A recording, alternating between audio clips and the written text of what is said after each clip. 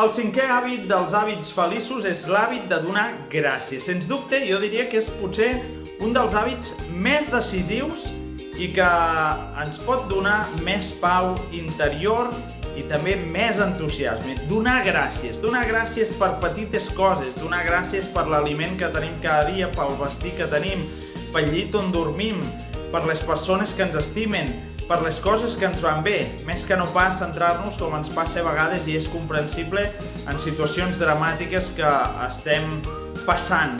Però si sabem donar gràcies cada dia i al matí i a la nit pot ser un gran moment per fer-ho, sens dubte això pot ser un dels factors X que ens canvi la nostra situació personal i finalment, doncs, si som agraïts, doncs sabrem també apreciar les oportunitats i sabrem veure portes entreobertes allà on sembla que només hi ha foscor i portes tancades. Aquest i altres hàbits feliços aquí, en aquest llibre ja disponible a Amazon. Espero que tinguis un gran dia. Salutacions cordials.